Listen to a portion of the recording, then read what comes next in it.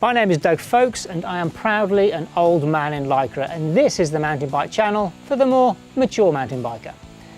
That's right, you won't see any of this or this and definitely none of this. But this week you'll find out how to be more comfortable on your bike.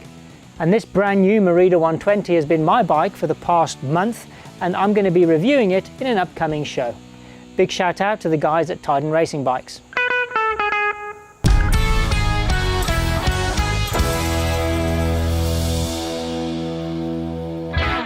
Did you know that if you're more comfortable on your bike, you're going to spend less energy fighting it and more energy pedaling it? Here's Irma with her top tips. So we want to get all the contact points on the bike, so your floor, which is hands, feet and saddle, right? So those are your main contact points where the body makes contact with the bike, and that's where how you're going to exert your control and your effort. So if we can get all those contact points a little bit more comfortable, then you're not going to use energy to focus on your hand trying to get it, but you're going to use the energy to pedal, right? And to do the distance and to chase your mate and do the climb and get a PR. So let's start with the bum. So you want to get the bum comfortable. All your power and your endurance and your exertion, everything comes from the pelvis. We want to get from the bum to the feet comfortable, and then from the bum to the hands comfortable. You want something that is nice, well supported on your sit bone area. You want to feel like your sit bones are solid on the saddle. 2/3 of your weight on your bum and 1/3 of your weight on your hands. Nothing goes numb, and then you just feel solid and stable, like you're stuck on a plastic chair and you're not allowed to stand up for coffee, right? So on the feet, you get different kind of arch elevations. So some people have flat feet, moderate arch support, or moderate arches, or high arches. And on the bike, what you want to do is you want to have as little as possible movement or compromising through the foot. You want to have the whole foot be able to put down all the force that comes up from the hip side. So if you have a high foot and there's a gap between your arch and the shoe, you want to fill up these gaps. So some footbeds have got different levels. This is really nice. I like this because you get a set of different densities. So this is for a really high arch. You can see here, this is a little bit thinner, and then you get really thin. Stick it in there and you can see there's already a lot more support so that your whole foot pushes down. You get different kinds. You get memory foam, harder ones, much harder than this. You get footbeds where they've built in little buttons to open up the toes to take some of the impingement on the toes away.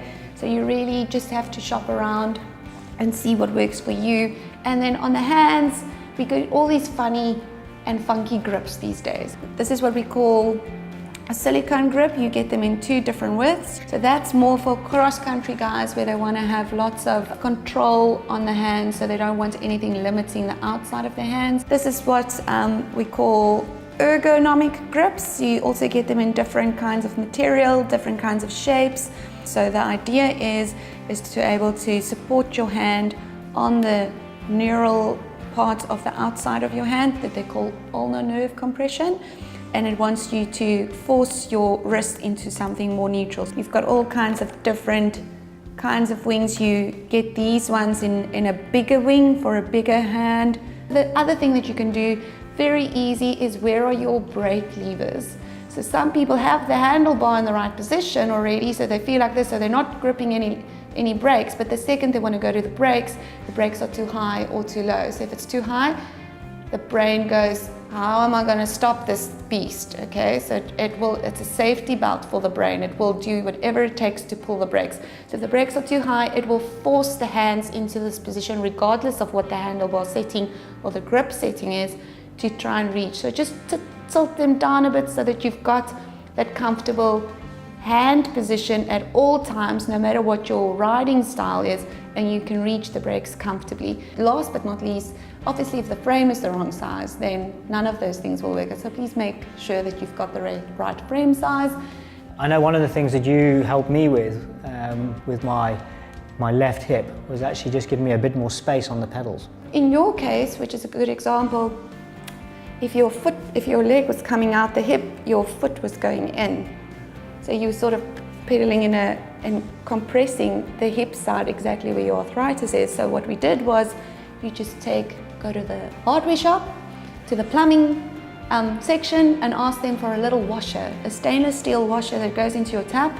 Put it between the crank arm and your pedal, and it puts your stance out with 2.5 mils, and now your foot's going down straight, and you don't have this wonky, funky hip going. Best 15 cents I ever spent.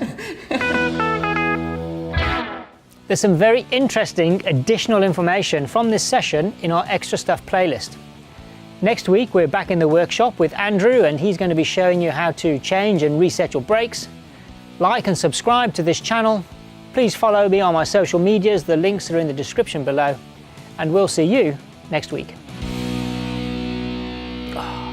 Best part of the whole show.